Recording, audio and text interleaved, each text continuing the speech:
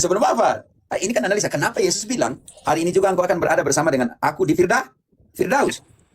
Kalau begitu kita harus pecahkan di sini misterinya, Om Jeralus. Yesus kemana setelah dia mati? Bisa mengerti?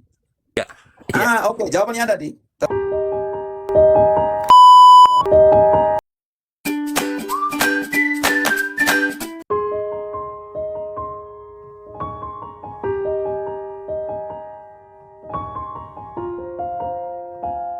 Kemudian ada pertanyaan yang muncul di pikiran saya, antara kata surga dan Firdaus atau surga dan Eden. Ini apa? Apa namanya itu? Detail perbedaannya apa? Mohon maaf karena saya sekali lagi ya Bro ya. Oke. Otak saya terbiasa engineer jadi akhirnya begitu. Terima kasih.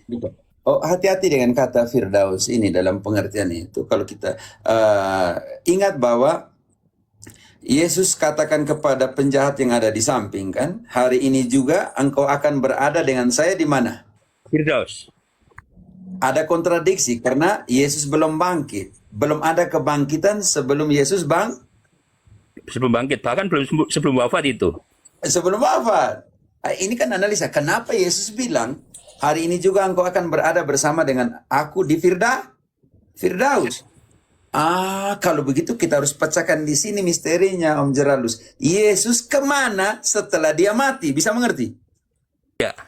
Ya. Oke. Jawabannya ada di Tauriel 1 Petrus 3 ayat 18-19.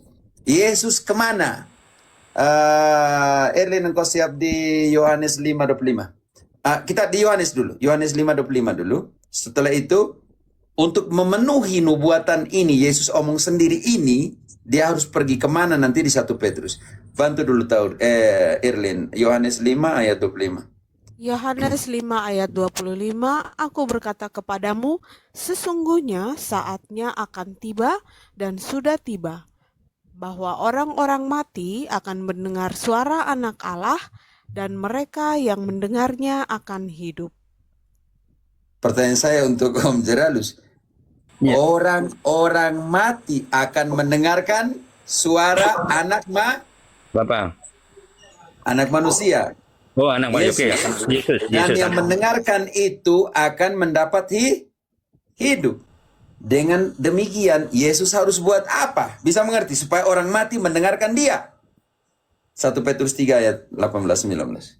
1 Petrus 3 Yang ini ayat 18. pertanyaanmu. Yang fisik ini. Ya, 1 Petrus 3, 18-19. Yang fisik ini mati. Tetapi dalam keadaan mana dia pergi untuk mewartakan kabar gembira kepada orang mati? Sebab juga Kristus telah mati sekali untuk segala dosa kita, Ia yang benar untuk orang-orang yang tidak benar, supaya Ia membawa kita kepada Allah. Ia yang telah dibunuh dalam keadaannya sebagai manusia, Oke, di sini kata kuncinya. tetapi yang telah dibangkitkan dulu. Dia yang telah dibunuh dalam keadaannya sebagai apa, Mahesa? Manusia. Allah Manusia. tidak akan bisa mati. Lanjut penjelasannya, Tauriel. Tetapi yang telah dibangkitkan menurut roh, dan di dalam roh itu juga Ia pergi memberitakan Injil kepada roh-roh yang di dalam penjara. Tahan dulu kata penjara di situ. Artinya ketika Yesus mengatakan kepada penjahat yang ada di samping, hari ini juga engkau akan berada dengan aku di Firdaus, artinya pergi ke dunia orang Orang mati. supaya apa? Supaya sama seperti kita yang hidup, orang mati pun apa? Lanjut ke bab 4, Tauriel ayat ke-6. Itulah sebabnya maka Injil telah diberitakan juga kepada orang-orang mati, supaya mereka tahan dulu, Tauriel. Supaya mereka sama seperti semua manusia dihakimi secara badani, tetapi oleh roh dapat hidup menurut kehendak Allah. Geradus, kalau spesifik ini engkau tidak mengerti, saya tidak mungkin percaya. Ya.